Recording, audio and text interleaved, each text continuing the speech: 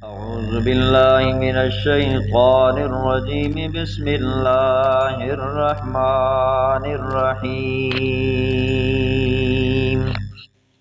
ومنهم من يستمع إليك حتى إذا خرجوا من عندك قالوا للذين أوتوا العلم ماذا قال آنفا أولئك الذين طبع الله على قلوبهم واتبعوا أهواءهم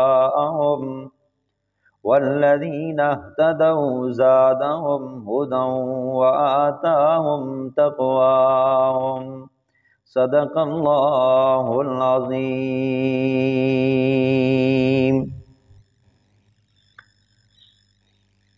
اس سے پہلے مومنوں اور کھلے کافروں کا ذکر تھا، اب منافقوں کا ذکر ہے۔ یہ بھی کافر ہیں بلکہ یہ کھلے کافروں سے زیادہ سخت ہیں، کیونکہ ظاہری طور پر یہ کلمہ پڑھتے ہیں اور دل سے کافر ہوتے ہیں، ان سے نقصان کا زیادہ خطرہ ہوتا ہے۔ تو فرمایا وَمِنْهُمْ مَنْ يَسْتَمِعُ إِلَيْكَ، اور ان مخالفین میں سے بعضوں ہیں جو کان لگا کے رکھتے ہیں آپ کی طرف، تاکہ وہ یہ تاثر دیں کہ وہ آپ کی بات کان لگا کر سنتے ہیں۔ حَتَّى إِذَا خَرَجُوا مِنْ عِنْدِكَ، یہاں تک کہ جب وہ آپ کے پاس سے اٹھ کر جاتے ہیں، قالوا کہتے ہیں لِلَّذِينَ أُوتُوا الْعِلْمَ، ان لوگوں کو جن کو علم دیا گیا ہے، صاحب علم لوگوں سے پوچھتے ہیں ماذا قال آنفا، اس شخص نے ابھی کیا کہا ہے، محمد صلی اللہ علیہ وسلم نے ابھی کیا کہا ہے۔ اس کا ایک مطلب یہ ہے کہ جیسا کہ تفسیر قرطبی اور تفسیر کبیر میں ہے، ہمیں تو کوئی دلچسپی نہیں تھی ان کی باتوں سے، تم ہی بتاؤ اس نے کیا کہا ہے، تو اپنی بے رغبتی اور بے شوقی کا اظہار کرتے ہیں۔ دوسرا مطلب یہ ہے وہ یہ دیکھنا چاہتے ہیں کہ یہ لوگ اس کی باتوں کو سمجھے بھی ہیں یا نہیں ہیں، اور اگر سمجھے ہیں تو سمجھنے کے بعد آپ کی باتوں سے کیا اثر لیا ہے۔ اللہ تعالیٰ نے ایمان والوں کو ان کے اندرونی دشمنوں سے آگاہ کیا ہے، اللہ نے جگہ جگہ ان کی مذمت بیان فرمائی ہے، بلکہ منافقوں کے نام سے ایک مستقل صورت نازل فرمائی ہے جس کا نام ہی سورۃ المنافقون ہے۔ فرمایا اولئک الذین طبع اللہ، یہی وہ لوگ ہیں جن کے دلوں پر اللہ نے مہر لگا دی ہے، ان کے دلوں میں کوئی اچھی بات داخل ہی نہیں ہوتی، اللہ تعالیٰ نے ان سے نیکی کی توفیق ہی چھین لی ہے، کیونکہ وہ راہ راست پر آنے کے لیے تیار ہی نہیں ہیں، انہوں نے کفر کو پسند کیا ہے، اسلام کے خلاف سازش میں مصروف رہتے ہیں۔ وَاتَّبَعُوا أَهْوَاءَهُمْ، اور پیروی کی انہوں نے اپنی خواہشات کی، وہ اپنی خواہشات پر ہی چلتے ہیں، اصل دین کے بجائے کفر، شرک، بدعات، رسومات، رسم و رواج کا اتباع کرتے ہیں۔ اس کے برخلاف والذین اہتدوا زادہم ہدی، وہ لوگ جنہوں نے ہدایت کو قبول کیا اللہ ان کی ہدایت میں اضافہ کر دیتا ہے، گمراہ ہونے سے ان کو بچاتا ہے۔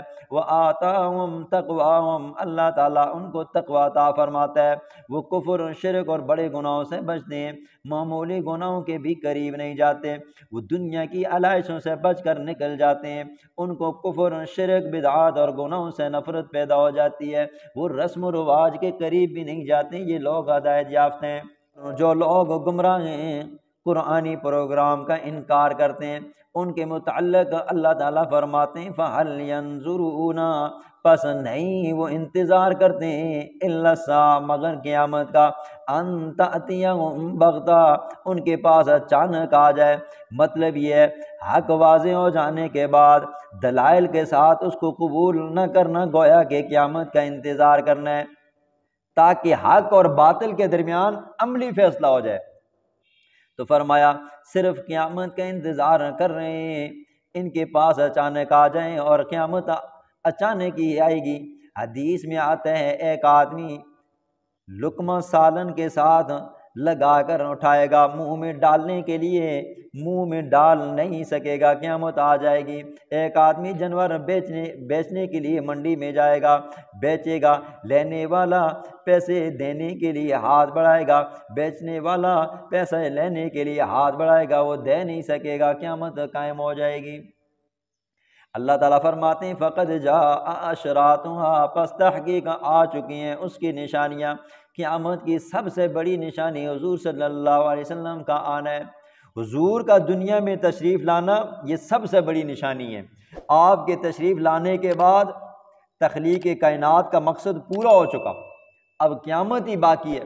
قرآن کا نازل ہونا بھی قیامت کی نشانی ہے، چاند کا 2 ٹکڑے ہو جانا یہ بھی قیامت کی نشانی ہے، جس کو مکے والوں نے اپنی آنکھوں سے دیکھا۔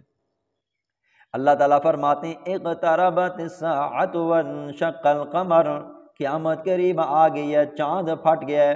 حضور نے اپنی شہادت والی انگلی اور درمیان والی انگلی اکٹھی کر کے فرمایا کہاتین، مجھے اور قیامت کو اس طرح بھیجا گیا ہے۔ یہ 2 انگلیاں ہیں جی، شہادت والی چھوٹی ہے اور ساتھ والی تھوڑی بڑی ہے جی۔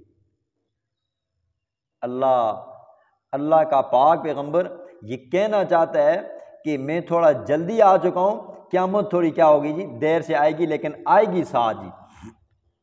حضور صلی اللہ علیہ وسلم نے فرمایا قیامت کی نشانیوں میں سے ایک نشانی یہ بھی ہے اذا وصل الامر الی غیر آلہ فانتظر الساعہ، جب معاملات نائل لوگوں کے سپرد کر دیے جائیں گے تو پھر قیامت کا انتظار کرو۔ قیامت کی بڑی نشانیوں میں سے دجال کا ظاہر ہونا بھی ہے، یجوج مجوج کا نکلنا بھی ہے، حضرت عیسیٰ علیہ السلام کا آسمانوں سے نازل ہونا بھی ہے، سورج کا مغرب کی طرف سے طلوع ہونا بھی ہے۔ پھر جب یہ نشانیاں ظاہر ہوں گی تو پھر ایمان لانا مفید نہیں ہوگا، توبہ کا دروازہ بند ہو جائے گا۔ فرمایا تحقیق اس کی نشانیاں آ چکی ہیں، فَأَنَّىٰ لَهُمْ إِذَا جَاءَتْهُمْ ذِكْرَاهُمْ، پس کہاں ہوگا ان کے لیے جب قیامت آ جائے گی، ان کے پاس نصیحت کا پکڑنا، جب قیامت برپا ہوگی تو ان کو نصیحت پکڑنے کا موقع کہاں ملے گا، اس وقت تو توبہ کا دروازہ بند ہو چکا ہوگا۔ اگلی آیت کریمہ میں اللہ رب العزت قرآنی پروگرام کا ذکر فرماتے ہیں۔ قرآن کریم کے نازل کرنے اور پیغمبر کی بعثت کا مقصد اللہ کی توحید ہے جی۔ اللہ وحدہ لا شریک ہے، نہ اس کی ذات میں کوئی شریک ہے، نہ اس کی صفات میں کوئی شریک ہے، نہ اس کے افعال میں کوئی شریک ہے۔ فرمایا فعلم، پس جان لو، اس حقیقت کو ذہن میں بٹھا لو، انہ لا الہ الا اللہ، بے شک اللہ کے سوا کوئی معبود نہیں ہے، کوئی مشکل کشا نہیں ہے، کوئی حاجت روا نہیں ہے، فریاد رس نہیں ہے، کوئی دستگیر نہیں ہے، کوئی بگڑی بنانے والا نہیں ہے، خالق مالک علیم قادر مطلق مشکل کشا حاجت روا صرف اللہ ہے۔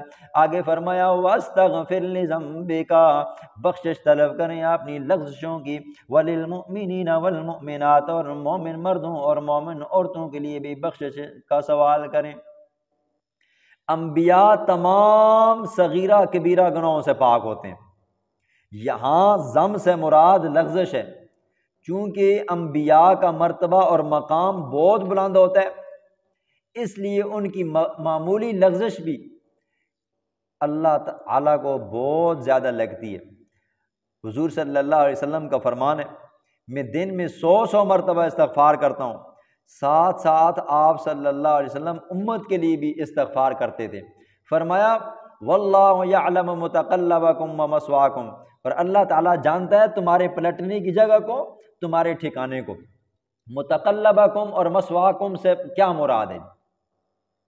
تو اس کا ایک مطلب یہ بیان کرتے ہیں متقلبہ سے مراد باپ کی پیٹھ مراد ہے، اور مثوا سے مراد ماں کا رحم مراد ہے، اور دوسری تفسیر اس کی یہ کی جاتی ہے متقلبہ سے مراد زمین ہے جس پر تم پھرتے ہو، اور مثوا سے مراد قبر ہے جس میں تم جاؤ گے۔